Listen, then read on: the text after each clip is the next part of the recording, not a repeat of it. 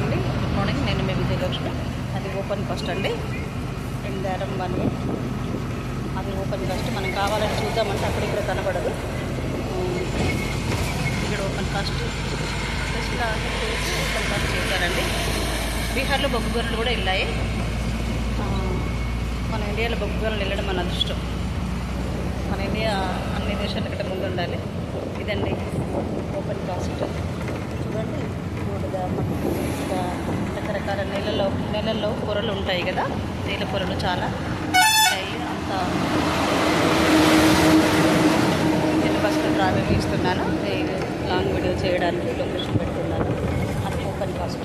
మేము భయపడ్డాం. వాటర్ గంగ ఉంది కదా, గంగ దగ్గర ఓపెన్ కాస్ట్ వచ్చింది. గంగ వాటర్ అన్ని ఊళ్ళోకి వస్తే ఎలా అనుకున్నాం, అవి రాకుండా మేము టెక్నికల్గా చేస్తామన్నారు ఓపెన్ కాస్ట్ వాళ్ళు. ఇలా ఊరికే ప్రాబ్లమ్స్ రాకుండా కూడా తీశారండి. అప్పుడు ఉపరితలం భూమి పొరల నుంచి చెక్ చేయాలి, టెస్టులు చేయాలి. ఒక మిషన్తో టెస్టులు చేసి భూమి పొరలలో ఎంత వస్తుందని ఆ పరిజ్ఞానాన్ని కనుక్కొని తీసిన తర్వాత బొగ్గు వస్తుంది అనుకుంటే బొగ్గు ఎక్కువ లేదు కాబట్టి అలాంటి మట్టి, బూడిద, బొగ్గు లాంటి కొన్ని వచ్చినాయి, రాళ్ళు. ఇదంతా ఓపెన్ కాస్ట్, అంతకుముందు లేకుండా.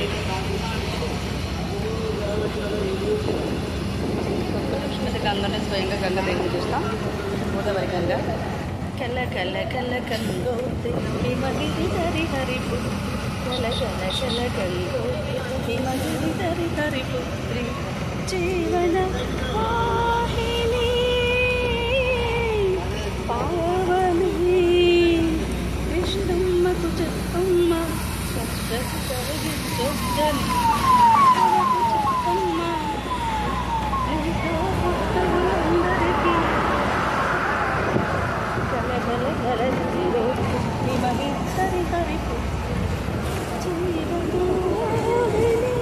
వర్షం పడితే ఇక్కడ ప్రాజెక్టులో వాటర్ ఎక్కువైతే గంగ నీళ్ళు ఇక్కడ వరకు అక్కడి నుంచి ఇక్కడ కట్టినాయండి వాటర్. ఆ రోజు మేము ఎగ్జామ్కి వెళ్ళాం. ఈరోజు ఏంటంటే నేను ఎగ్జామ్కి వెళ్తున్నాను. ఇది 3rd ఎగ్జామ్. వాటర్ చూడండి, గోదావరి కింద మంచిగా కట్టినప్పుడు కూడా మాకు తెలుస్తుంది. చూసాను వాళ్ళు చూసేది.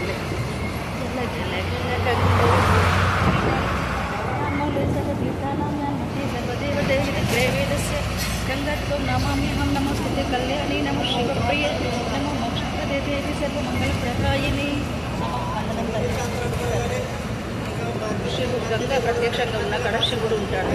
శివుడు ఉన్న కాడ గౌరీదేవి ఉంటుంది. గౌరీదేవి ఉన్న కాడ తన కుటుంబం ఉంటుందండి.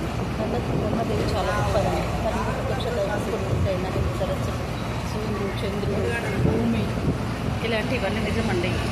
గంగాదేవి ఉన్న కాడ నేను చేతితో నుంచి ఇంత నమస్కారం చేస్తున్నాను.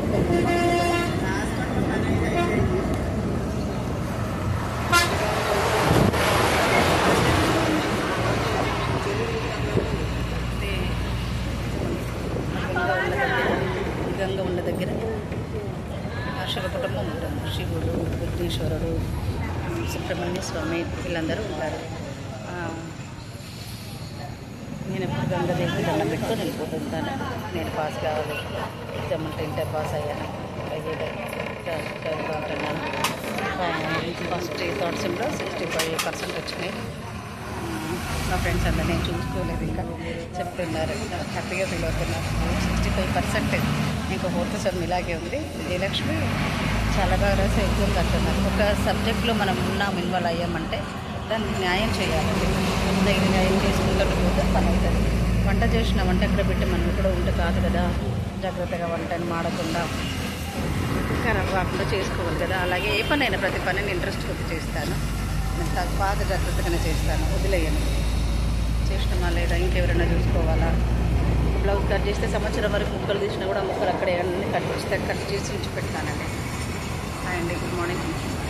కవాలి మాటలు యూట్యూబ్ ఛానల్ సబ్స్క్రైబ్ చేయండి, లైక్ చేయండి, షేర్ చేయండి. నేను మీ విజయలక్ష్మి. ఇదండి లొకేషన్. గంగ తర్వాత మళ్ళీ పచ్చి ఇక్కడ తుమ్మ చెట్లు ముద్దుగా ఉన్నాయి. ప్రకృతి ఎంత అందమైందండి. భూమికి పచ్చని రంగేసినట్టు అమ్మలాలో చక్కటి పచ్చడి చీర కట్టుకున్నట్టు అమ్మ ఎంత బాగుంటుందని. భూమి అంతే గట్టిగా ఎండలు కొట్టడం వల్ల భూమి ఎండిపోయింది. భూభ్రమణం పరిభ్రమణాలు రావడం వల్ల ఎండిపోతే అప్పుడు పార్వతీమాత ప్రకృతి వెలిసింది.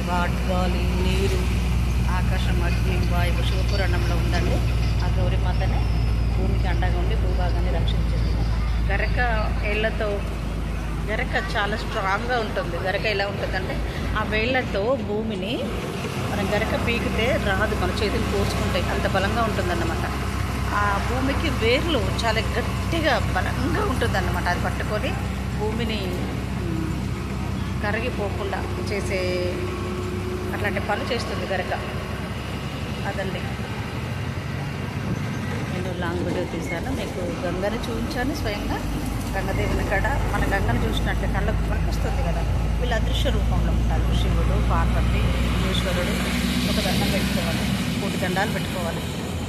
అదండి పెద్దలు చెప్పింది మనం వినాలి. అక్కడ అది ఉంటుంది, ఇక్కడ ఇది ఉంటుంది. అంటే కాలం, సృష్టి కొన్ని ధర్మాలతో ఉంటుంది కదండి. నేను మా వాళ్ళు చెప్పేది జాగ్రత్తగా వినేదాన్ని. అందుకే నేను ఎంతో విజ్ఞానంతో ఉన్నాను. అండి మా నాన్న చెప్పేది వినేదాన్ని. వాళ్ళందరూ నాకు పదే చెప్పేవాళ్ళు. నాకు జాగ్రత్తగా కూర్చోబెట్టుకొని మరి ఏంటి పోనీయకుండా నన్ను వేరే వాళ్ళ ఇంటికి వెళ్ళనీయకుండా చేసి అష్ట దిగ్బంధనం నాకు చేసేవాళ్ళు. వెళ్ళొద్దు అని పంపకపోయేవాళ్ళు. నాకు మా ఫ్రెండ్స్ ఆడతానే లేదాన్ని.